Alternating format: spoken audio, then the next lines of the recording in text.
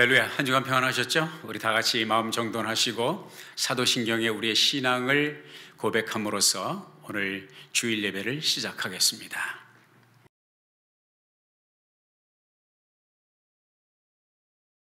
전능하사 천지를 만드신 하나님 아버지를 내가 믿사오며 그 외아들 우리 주 예수 그리스도를 믿사오니 이는 성령으로 잉태하사 동정녀 마리아에게 나시고 본디오 빌라도에게 고난을 받으사 십자가에 못 박혀 죽으시고 장사한 지 사흘 만에 죽은 자 가운데서 다시 살아나시며 하늘에 오르사 전능하신 하나님 우편에 앉아 계시다가 저로서 산 자와 죽은 자를 심판하러 오시리라. 성령을 믿사오며 거룩한 공회와 성도가 서로 교통하는 것과 죄를 사하여 주시는 것과 몸이 다시 사는 것과 영원히 사는 것을 믿사옵나이다. 아멘.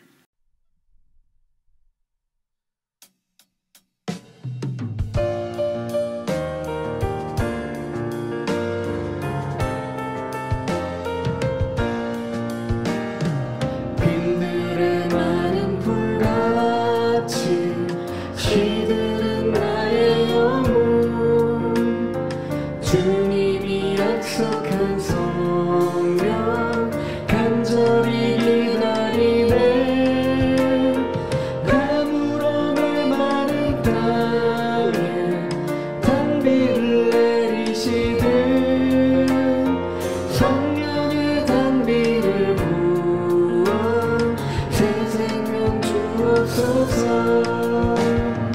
반가운 빗소리 들려 산천이 춤을 추네. 봄비로 내리는 성령 내게서 주소서.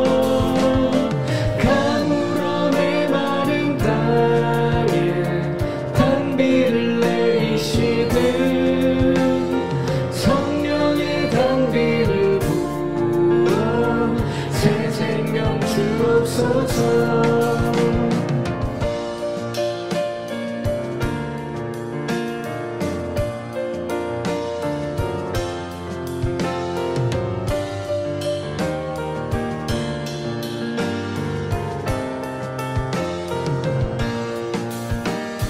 절 따라 우로를 내려 조목이 묻어가니 갈급한 내 심령 위에 성령을 부으소서.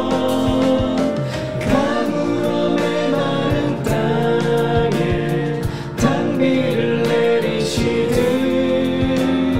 성령의 단비를 부어 새 생명 주옵소서. 참되신 사랑의 언약 어길 수 있사오냐. 오늘의 흡족한 일에 주실 줄 믿습니다. 가물어 메마른 땅에 단비를 내리시듯 성령의 단비를 부어 새 생명 주옵소서. 가물어 메마른 땅에 단비를 내리시듯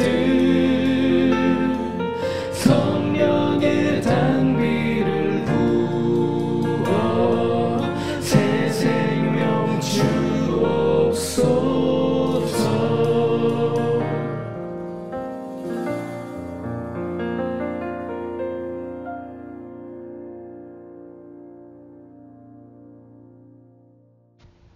기도하겠습니다.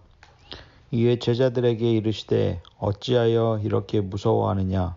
너희가 어찌 믿음이 없느냐 하시니 하나님 아버지, 우리를 사망으로부터 건져주시고 천국의 소망을 가지고 살아갈 수 있게 하심에 감사합니다. 하나님 아버지의 사랑이 영원함을 경배합니다. 하나님, 주일을 맞아 말씀을 듣고 찬양을 드리고 예배를 드릴 수 있게 하심에 감사합니다. 오늘 드리는 예배가 신령과 진정으로 예수님을 찬양하고 주님의 말씀에 귀 기울이는 시간이 되기를 위하여 기도합니다. 한 주일 동안 살면서 그리스도인의 모습으로 하나님의 말씀에 반하여 산 저희들의 죄를 내려놓습니다. 저희의 죄를 깨끗게 하시고 회복시키시어 영원한 생명을 붙잡고 살아가게 하옵소서. 하나님, 우리 아름다운 교회 성도들이 주님께 의지하며 기도로 하나님과 깊은 교제를 나누며 하나님의 약속은 반드시 이루어진다는 담대한 믿음이 굳건히 설 수 있게 하시고 지켜주시옵소서. 우리의 삶에 폭풍이 몰아쳐서 두려움에 휩싸여 있을 때 두려움을 올바른 시각으로 바라볼 수 있게 하시고 그 두려움이 어디서 왔는지 알 수 있게 하시옵소서. 이 폭풍을 만났을 때 주님이 우리를 어떻게 인도하시는지 볼 수 있는 지혜의 눈을 주시옵소서. 이 왜곡된 폭풍의 감정을 온전히 주님께 맡길 수 있도록 저희를 인도하옵소서. 코로나 사태가 장기화되고 있습니다. 하나님의 도우심으로 백신도 개발되어 우리의 삶이 원래의 모습으로 돌아갈 기미를 보이고 있지만 완전히 끝난 것이 아니라서 현 시국이 불안합니다. 주님의 선한 방법으로 세상의 유정자들과 관련 의료 종사자들을 인도하시어 이 위기를 잘 극복할 수 있게 인도하옵소서. 특히 교우들의 건강과 안전을 책임져 주시고 속히 교회에서 예배드리는 날이 올 수 있도록 인도하옵소서.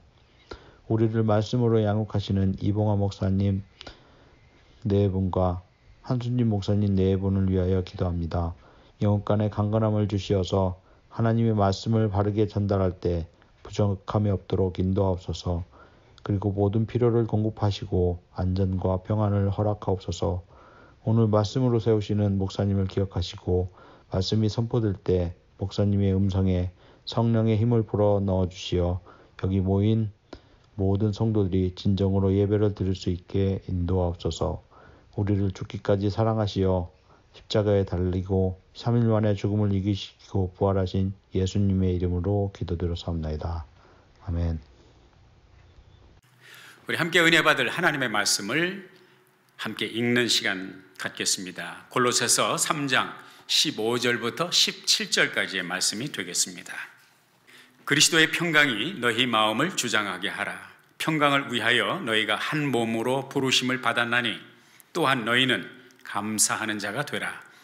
그리스도의 말씀이 너희 속에 풍성히 거하여 모든 지혜로 피차 가르치며 권면하고 시와 찬미와 신령한 노래를 부르며 마음의 감사함으로 하나님을 찬양하고 또 무엇을 하든지 말에나 일에나 다 주 예수의 이름으로 하고 그를 힘입어 하나님 아버지께 감사하라. 아멘. 우리가 작년 3월 15일 주일 예배를 마치고 그 다음 주 3월 22일부터 사실 대면 예배를 중단했어요. 그리고 1년이 지났습니다. 이제 3월 둘째 주일 예배를 드리고 있는데 정말 어찌 보면 1년 한 해가 그렇게 쏜살같이 지나갔고 또 어떻게 보면 지난 한 해가 10년은 지나간 것 같은 그런 느낌이 들기도 합니다. 많이들 우리 교우들이 궁금해하시고 또 여러분들 아시는 대로 이제 LA 카운티라든지 오렌지 카운티 코비드19 상황이 이제 점진적으로 상황이 개선이 되어서 퍼플 보라색 경보에서 이제 조금 있으면 적색 경보로 이제 하향 조정이 될 것이다 그렇게 내다보고 있고요.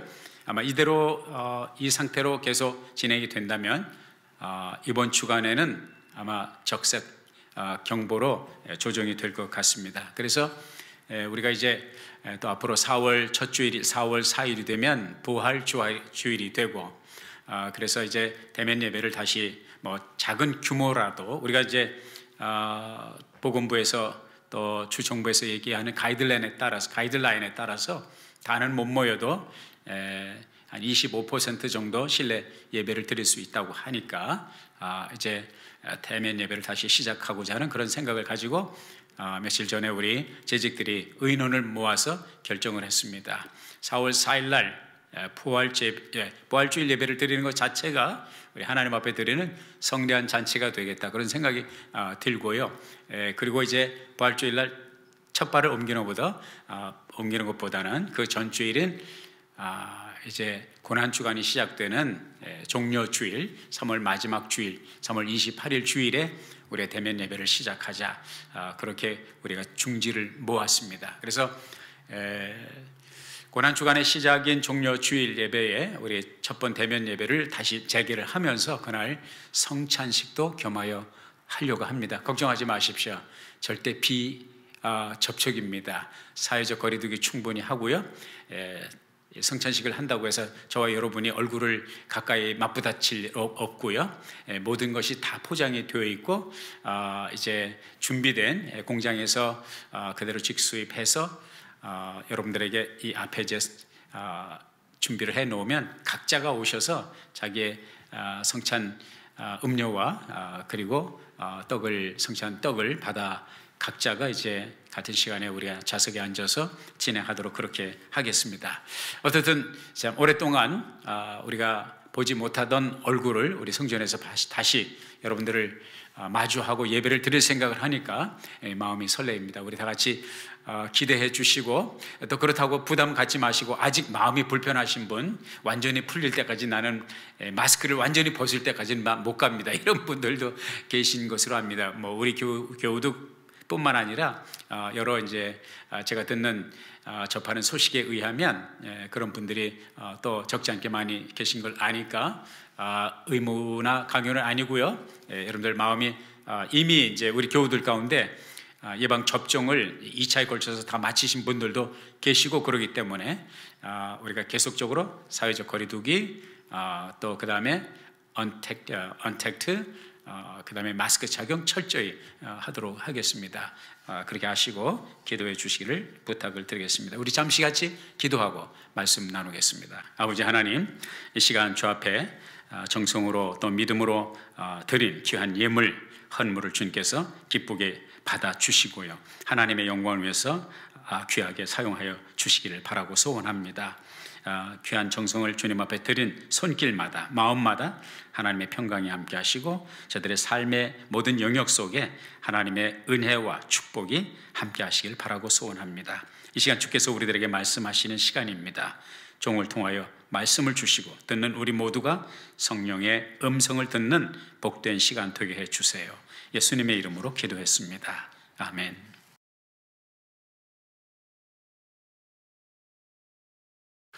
우리가 잘 아는 아이색 뉴턴 경의 4대 손되는 로라 비네르샤라고 하는 분이 쓴 글입니다.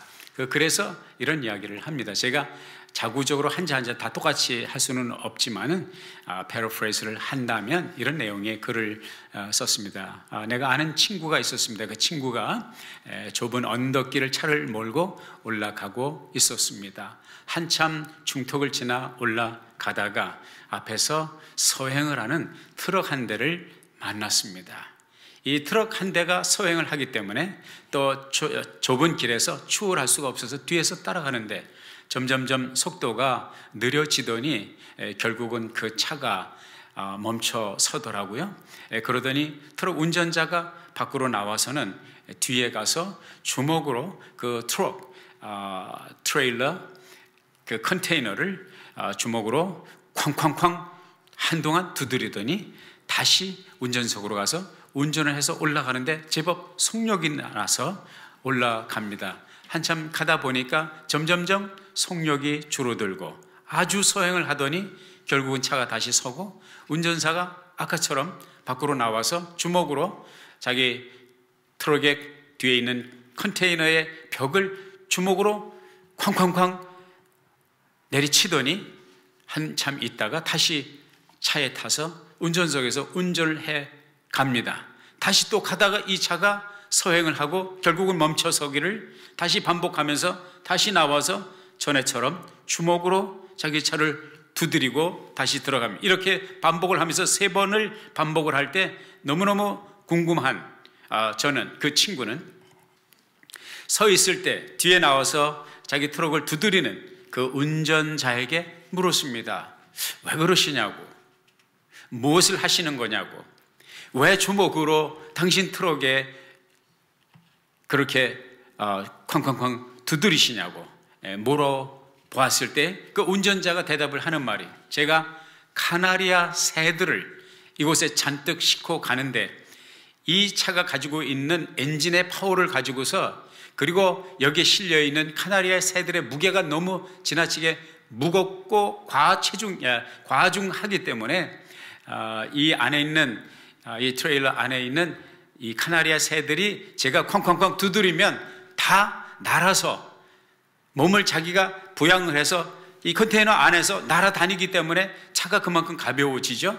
가벼워지는 동안에 제가 운전을 해서 또 올라갈 수가 있습니다. 한참 가다 보면 날아다니던 새들이 다시 앉기 때문에, 착지를 하기 때문에 다시 이게 무거워지니까 다시 제가 나와서 문을 두드리고 다시 가벼워지면 또 가고, 이렇게 하지 않으면 저 언덕의 꼭대기까지 올라가 갈 수가 없고 언덕을 넘어갈 수가 없기 때문에 그렇게 하는 것입니다.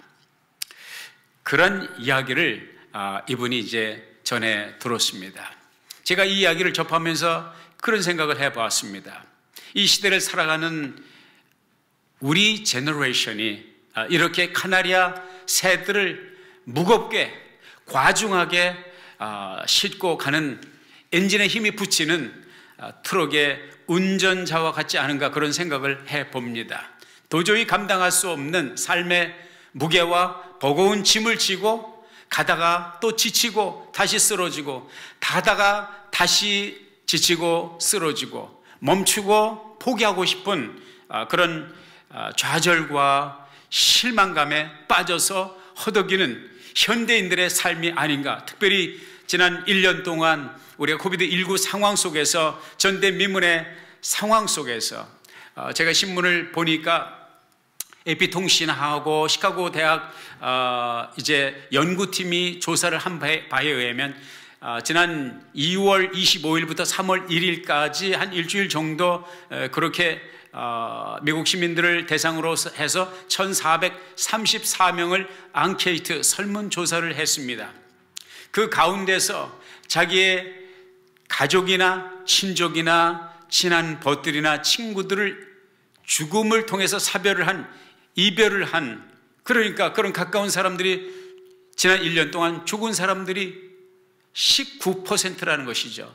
거의 20%죠. 코비드19 19% 상관관계가 있는 것 같지 않습니까? 지난 1년 동안 코비드19 상황 속에서 거의 20%의 사람들이, 그러니까 5명 중에 1명꼴로 가족이나 친족이나 또 그리고 친한 벗들을 저 세상에 보내는 이 안타까운 현실을 경험했다고 하는 것을 그 설문조사가 밝혀주고 있습니다. 참으로 힘들고 어려운 한 해를 버텨왔습니다. 그러나 사실 저와 여러분이 살아가고 있는 오늘의 현실의 삶이 꼭 코비드19 상황이 아니라도, 꼭 사람이 중병에 들고 사경을 헤매고 사별을 하고 죽을 병, 또 이런 죽고 사는 문제가 아니라도요, 우리가 살아가는 과정 속에서 힘들고 어려운 일들은 얼마든지 있잖아요. 그렇죠? 우리의 삶에, 저와 여러분의 삶의 영역에서 기쁨과 즐거움과 행복을 빼앗아가고 도적질하기 위해서 마치 복병처럼 숨어있는 삶의 어려운 그러한 영역들이 얼마나 많이 있습니까? 뭐 예를 들어서 빨래를 해가지고 아파트 공동 세탁장에서 코인을 집어넣고 빨래를 다 마친 후에 젖은 빨래를 급하게 바구니에 담아서 들고 나오다가 양말 하나 떨어져서 그 젖은 양말을 주워 담기 위해서 허리를 굽혔다가 어떻게 실수로 그 바구니가 뒤집히는 바람에 그만 그동안 빨래한 모든 그 젖은 빨래들이 그 더러운 바닥에 쏟아져서 다시 그것을 세탁을 해야 되는 상황이 벌어질 수도 있죠. 얼마나 힘들고 얼마나 참 불쾌한 순간이 되겠습니까? 때로는 뜨거운 커피팟을 들고 손님을 접대하기 위해서 그 뜨거운 펄펄 끓던 그 커피물을, 그 커피팟을 들고 가다가 모기가 갑자기 종아리를 무는 바람에 그 모기를 잡기 위해서 손바닥으로 종아리를 내리치다가 실수로 그 뜨거운 커피팟을 엎질러뜨려서 그 뜨거운 커피물이 떨어져 발등에 화상을 입는 그런 상황이 벌어질 수도 있고요. 또 예를 들면은 우리가 정말로 중요한 처리를 위해서 은행이라든지 DMV라든지 또 아니면 관공서에 가서 중요한 일을 처리했는데 어떤 때는 1시간, 어떤 때는 2시간 줄을 서서 기다려야 됩니다. 그 긴 줄에서 이제 인내를 가지고 기다려 자기 차례가 돼서 할렐루야 하고 그 이제 직원 앞에 딱 갔더니 직원이 하는 말이 이거 잘못 기입했습니다.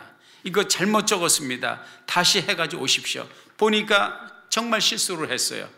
그 한 안에 있는 작은 칸에 기록이 잘못됨으로 말미암아 그것을 고쳐야 되는데 자기 서류철에 보니까 그 정보가 없어요. 그 정보가 어디 있어요? 여권도 집에 있고 모든 서류가 집에 있는데 집에 다시 가서 아니 2시간 동안 기다렸는데 그 모든 것이 허탕이 되는 것이죠. 집으로 가서 부지런히 찾아서 그 공란을 적는다 할지라도 다시 꼭 1시간, 2시간 줄을 서야 되는 그런 상황이 벌어질 때 정말 그때도 할렐루야가 나옵니까? 죄송합니다 이렇게 놀렐루야가 되는 상황이 있죠. 우리가 살다 보면 이렇게 우리를 힘들게 하고 참으로 불편하게 하는 일들이 구석구석에 얼마나 많이 숨겨져 있는지 알 수가 없습니다. 이럴 때 주님의 말씀이 생각나지 않습니까? 마태복음 11장 28절 수고하고 무거운 짐진 자들아 다 내게로 오라 내가 너를 쉬게 하리라. 우리가 살다 보면 정말 모든 것을 다 내려놓고 모든 것을 다 포기하고 싶은 그런 심정이 들 때가 있죠. 주님은 이것을 너무나도 잘 아시는 거예요. 이렇게 무거운 짐을 지고 카나리아 그 수많은 중한 그 지나친 무게의 카나리아를 싣고 트럭을 몰고 언덕길을 그 좁은 언덕길을 올라가는 이 운전자처럼 우리는 때로는 가다 쉬고 가다 좌절을 느끼는 가다서기를 반복하는 우리의 삶의 여정, 이런 것들을 우리가 비견해 보면서 우리 주님의 말씀 수고하고 무거운 짐진 자들아 주님이 우리의 삶의 여정, 우리의 삶의 형편을 잘 아시고 계셨구나 하는 것을 우리가 발견하게 됩니다. 뿐만 아닙니다. 우리 주님께서 그러한 초대를 하신 것처럼 성경 페이지에 보면 오고 오는 세월 속에서 하나님은 수고하고 무거운 짐진 인생들에게 평안이 없고 안식이 없고 쉼이 없는 인생들에게 계속적으로 우리들에게 하나님의 평안, 하나님의 휴식, 하나님의 평강을 말씀을 해주고 있습니다. 그것이 바로 성경 속에 담겨져 있는 메시지입니다.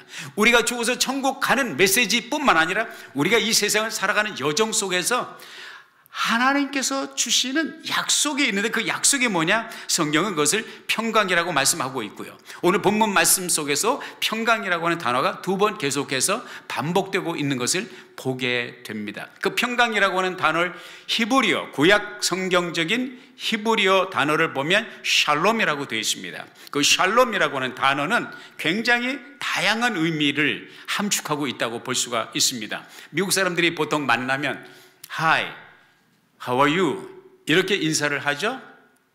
그럼 보통 이제 Hi 한다든지 또 Hello 한다든지 I'm fine 한다든지 그런 인사를 해요.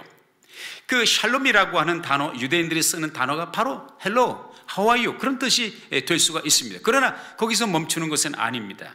그 샬롬이라고 하는 단어는 어떻게 보면 우리 한국 사람들이 쓰는 안녕이라는 단어와 아주 더 일맥상통한다고 볼 수가 있습니다. 미국 사람들은 아침에 만나면 인사가 다르고 점심에 다르고 또 저녁에 만나는 또 헤어질 때 인사가 각각 다르잖아요. 만날 때 안녕하세요, 만날 때 How are you? 또 헤어질 땐 Goodbye. 단어가 달라요. 근데 히브리 사람들은 만날 때도 샬롬, 헤어질 때도 샬롬. 평강, 평강, 평강. 우리나라 단어가 그렇잖아요. 만날 때 안녕하세요, 헤어질 때도 안녕히 가세요. 혹은 다정한 사람들끼리는 안녕 이렇게 인사를 하잖아요. 그 안녕이라고 하는 단어가 어떻게 보면 히브리어, 유대인들이 쓰는 샬롬이라고 하는 단어와 아주 긴밀하게 일맥상통하는 그런 단어라 생각이 됩니다. 영어의 헬로보다 훨씬 더 깊은 의미를 가지고 있다고 생각이 됩니다. 하나님께서는 그 샬롬이라고 하는 말씀을 성경 속에 많이 진열을 해놓고 계신데, 샬롬이라고 하는 단어의 어원적인 의미는 무엇이냐? 그것은 holistic, wholesome, 온전성을 가지고 있고요. completeness, 완전성, 그 다음에 아까 말씀드린 데는 wholesome, 그건 뭡니까? 총체적인 거죠. 부분적인 것이 아니라 총체적이고, 그리고 full, 채워진 충만함을 의미하고 있다고 볼 수가 있겠습니다. 이것은 물리적인 그러한 상태뿐만 아니라 물리적인, 정신적인, 영적인, 그러니까 영과 혼과 육을 아우르는 총체적인 complete, holistic, wholesome, fullness, 완전하고 온전하고 충만한, 또 다른 말로 tranquility, 평온함을 표현하고 있습니다. 그리고 불안한 요소로부터 온전한 이제 안전을 구축한 상태, 그런 상태를 우리가 샬롬이라고 할 수가 있습니다. 하나님께서는 우리들에게 그 샬롬을 주시기를 원하십니다.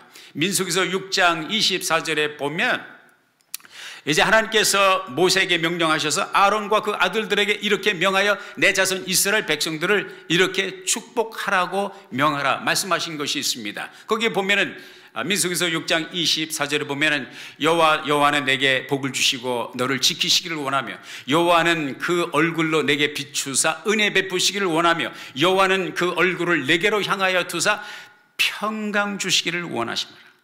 평강 주시기를 원하노라 할지니라 하라, 이렇게 모세에게 말씀하셨어요. The Lord bless you and keep you. The Lord make his face shine on you and be gracious to you. The Lord lift up his countenance or turn his face towards you and give you peace. 이 마지막에 보면은 평강 주시기를 원하노라.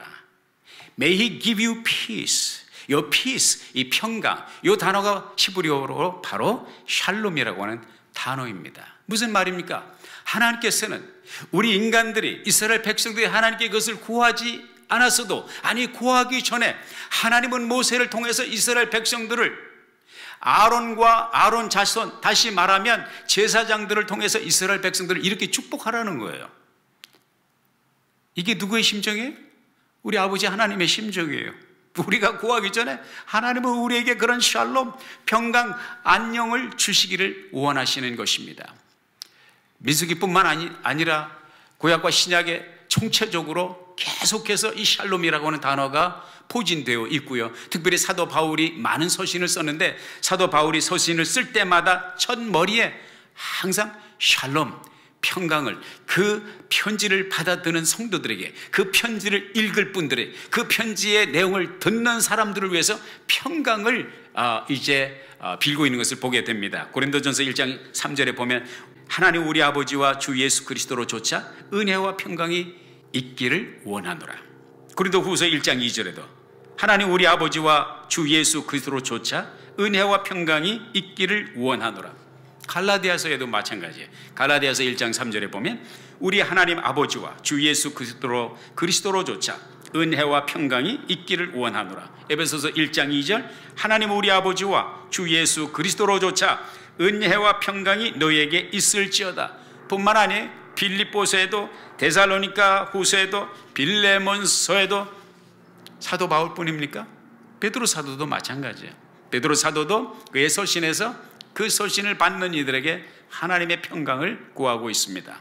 베드로전서 5장 14절에 보면 너희는 사랑의 입맞춤으로 피차 무난하라. 그리스도 예수 안에 있는 너희 모든 이에게 평강이 있을지어다. 베드로후서 1장 2절에도 마찬가지예요. 하나님과 우리 주 예수를 알므로 은혜와 평강이 너에게 더욱 많을지어다. 이런 말씀이 기록되어 있습니다. 다시 말해서 구약이든 신약이든 하나님은 그의 메시지를 듣는 모든 이들에게 하나님의 평강, 하나님의 샬롬, 총체적이고 온전하고 충만한, 평온한, 안전한 그 샬롬을 베푸시기를 원하셨다는 사실을 우리가 압니다. 주님께서도 친히 제자들에게 시시때때로 그 평강, 그 샬롬을 가지고 축복하셨습니다. 내가 너에게 평안을 주노라. 내가 너에게 주는 것은 세상이 주는 것 같지 않다. 요한복음 14장 27절에 기록이 되어 있죠. 너희는 마음에 근심도 말고 또 두려워하지도 말라. 여기에 말씀하고 있는 이 평안이라고 하는 단어는 헬라어로 에우레네라고 하는 단어가 쓰여 있는데 이 에우레네라고 하는 단어는 구약의 샬롬과 동격의 단어가 되겠습니다. 이 샬롬 혹은 에우레네는 평강, 화평, 평화, 평안 이런 단어들로 번역이 되고 있는 것을 우리가 보게 됩니다. 우리 하나님은 에이레네의 하나님, 평강의 하나님, 샬롬의 하나님이십니다. 그리고 그 평강, 그 샬롬, 그 에이레네를 하나님의 자녀들에게 주시기를 원하세요. 그런데 우리들의 문제는 무엇입니까? 주님이 그렇게 우리들에게 평강을 주시기를 원하시는데, 하나님이 우리들에게 그렇게 샬롬을 베푸시기를 원하시는데, 과연 여러분의 삶, 우리들의 삶 속에 그 평강이 충만합니까? 수고하고 무거운 짐진 자들아 다 내게로 오라, 내가 너희를 쉬게 하리라. 쉬게 한다고 해서 주님 앞에 왔는데 진정한 쉼이 있습니까? 평강을 비신다고 해서 평강이 하나님께 왔는데 그 평강이 충만합니까? 이것이 우리가 가진 답답한 하나님을 향한 질문입니다. 하나님이 약속하신 평강과 우리의 삶에 평강이 없는, 평강이 결여된 우리의 현 주소의 괴리가, 그 갭이, 그 간격이 너무 크지 않습니까? 그래서 이 괴리, 이 간격, 이 갈등으로 인해서 마음 답답하게 생각하고 하나님 앞에 외쳤던 무리는 우리뿐만 아니라 일찍이 우리의 신앙의 선열들도 동일한 질문을 가지고 하나님 앞에 나왔던 것을 보게 됩니다. 사사기서 6장에 보면은 하나님께서 기드온을 이스라엘의 사사로 부르는 장면이 나옵니다. 하나님께서 하나님의 천사를 보내십니다. 그 당대 이제 문화적인 그 역사적 배경이 어떤 배경이냐면 7년 동안 내리 미디안과 아말렉에게 고통을 받고 있었습니다. 말할 수 없는 고통을 이스라엘 백성들이 겪고 있었습니다. 그때 하나님께서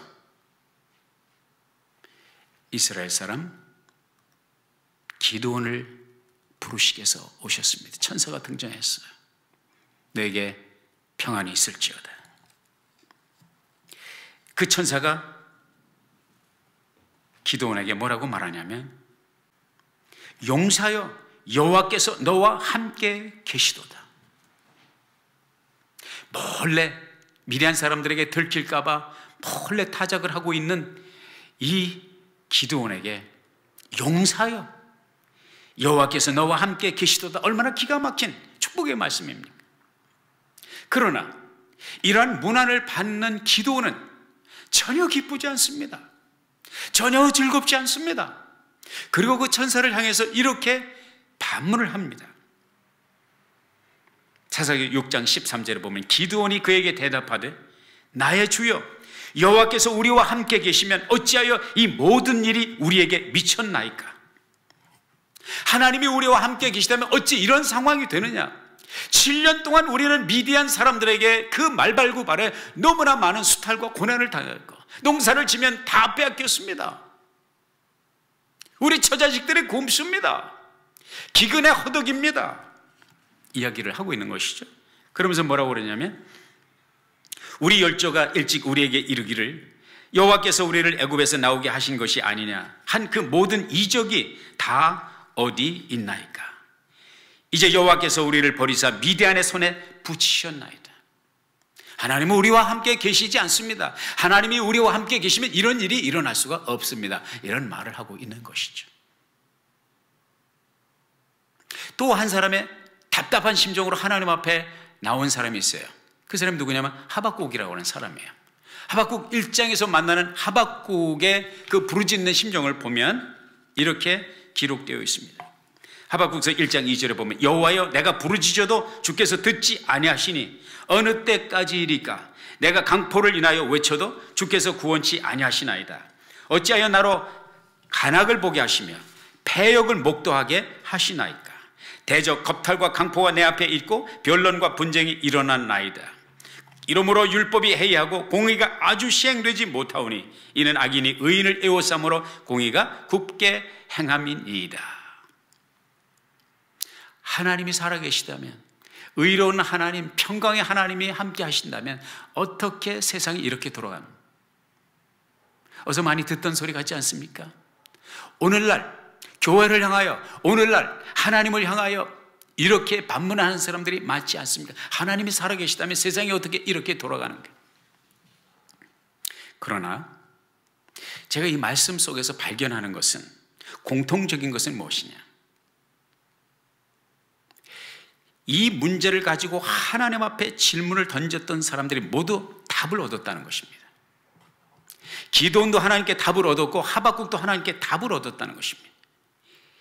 미결에 풀 수 없는 수수께끼 같은 삶의 문제를 하나님 앞에 나온 이 사람들이 답을 얻었다는 거예요. 기도원이 하나님이 살아계시다면 어떻게 세상이 이렇게 돌아갑니까? 그 천사에게 질문을 던졌지만은 기도원은 어떠한 하나님의 신화의 주인공이 됩니까? 300명의 용사로 항아리 들고 횃불 들고 나팔을 들고 정말로 메뚜기 떼와 같이 덤벼오는 그 수많은 적들, 성경이 표현해주고 있는 바닷가의 모래의 수다함과 같이 그 약대, 요즘 말로 하면 탱크 부대가 올라오는데 300명의 용사로 그 아말렉과 미디안 군사를 완전히 섬멸시켰던 이 위대한 기적의 역사의 주인공이 되었던 사실을 우리는 잘 알고 있습니다. 그리고 하박국 선지자가 하나님께 이런 질문, 어떻게 하나님 이룰 수가 있습니까? 피 맺힌 그런 하소연을 하나님 앞에 했지만 그는 결국 어떠한 답을 얻습니까? 하박국 3장 17절 보면 이런 고백이 나오지 않습니까? 비록 무화과 나무가 무성치 못하며 포도나무에 열매가 없으며 감람나무에 소출이 없으며 밭에 식물이 없으며 우리의 양이 없으며 외양간에 소가 없을지라도 나는 여호와를 인하여 즐거워하며 나의 구원의 하나님을 인하여 기뻐하리로다. 주 여호와는 나의 힘이시라. 나의 발을 사슴과 같게 하사 나로 나의 높은 곳에 다니게 하시리로다. 이것이 하박국 선지자가 얻은 답입니다. 그러면 그들이 던졌던 질문과 그들이 얻었던 답 사이에 무엇이 있었던 것입니까? 제가 발견하는 것은 오랜 동안의 침묵이었습니다. 또 하나 발견한 것은 그들의 부르짖음이었습니다. 하나님의 침묵과 고난 속에서 하나님께 부르짖는 이스라엘 백성들의 부르짖음, 하나님의 종들의 부르짖음, 그 부르짖음 속에서도 여전히 침묵하시는 하나님, 그 침묵 속에서도 여전히 하나님께 부르짖는 하나님의 자녀들, 하나님의 종들, 그리고 그 다음에 오는 것은 영락없는 하나님의 응답이었습니다. 그리고 그 하나님의 응답은 기도원의 경우는 300명 용사의 신화적인 전쟁의 승리, 하박국 선지자의 하나님께로부터 받은 응답은 모든 상황을 초월하는 하나님의 강물과 같이 임하는, 바다의 파도와 같이 임하는 하나님의 평강을 경험함으로 이렇게 노래를 할 수가 있었습니다. 이 시대를 살아가면서 끝없이 지속되는 코비드19 상황 속에서, 아니 어쩌면 코비드19 상황과 상관없이 저와 여러분의 삶에는 끝없이 우리의 행복과 우리의 안녕과 우리의 평안을 위협하는 요소들이 있음에도 불구하고 하나님께서 오늘 우리들에게 주시는 도전의 말씀은 무엇입니까? 오늘 본문 말씀 속에서 주님께서 우리들에게 주시는 말씀은 무엇입니까? 골로새 3장 15절, 그리스도의 평강이 너희 마음을 주장케 하라. 평강을 위하여 너희가 한 몸으로 부르심을 받았나니. 그러면서 무슨 말씀이 기록되어 있어요? 또한 너희는 감사하는 자가 되라.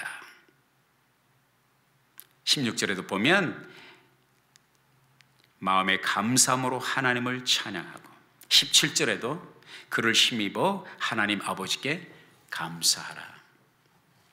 이 감사는 무엇을 통해서 가능합니까? 믿음입니다.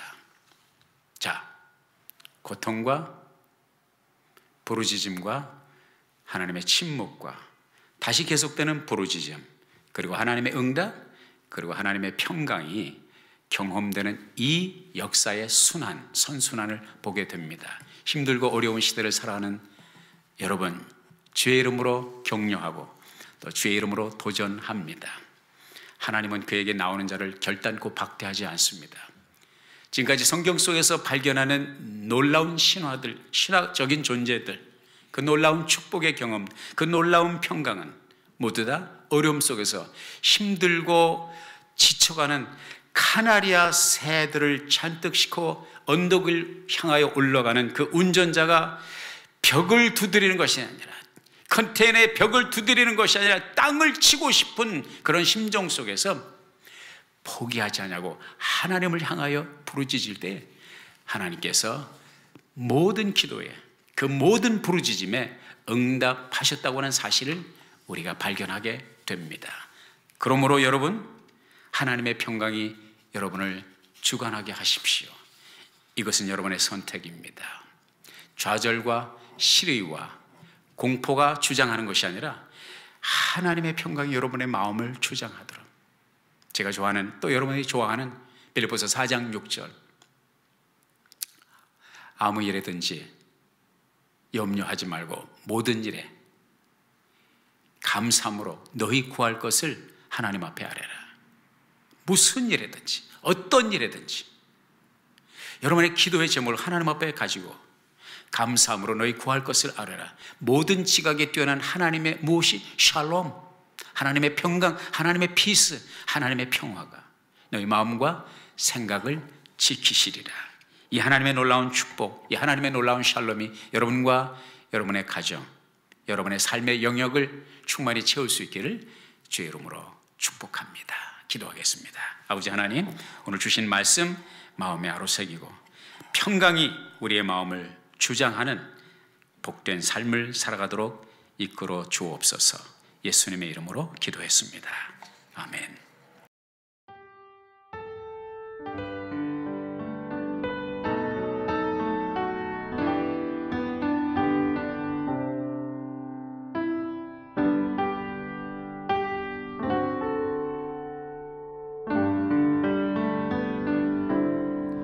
저 장미꽃 위에 이슬 아직 맺혀 있는 그때에 귀에 은은히 소리 들리니 주 음성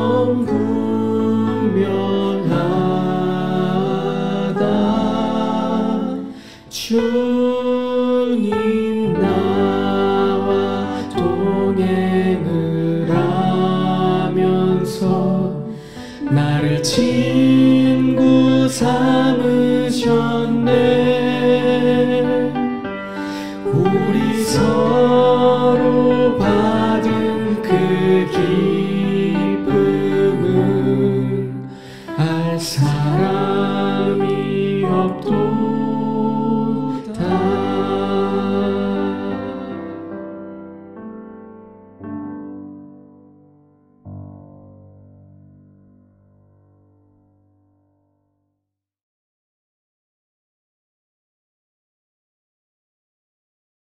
지금은 우리 주 예수 그리스도의 크신 은혜와 아버지 하나님의 극진하신 사랑하심과 보혜사 성령님의 감동, 감화, 내주하시고 교통하시는 역사가 하나님의 샬롬, 하나님의 평강의 지배를 받으며 평강 속에서 이 어지러운 세월을 승리하기를 소원하는, 주의 도움을 구하는 사랑하는 주의 자녀들과 저들의 가정과 우리가 살고 있는 미국 땅, 조국 땅, 북녘 땅, 세계 선교 지역 위에 이제로부터 영원토록 함께 있을지어다. 아멘.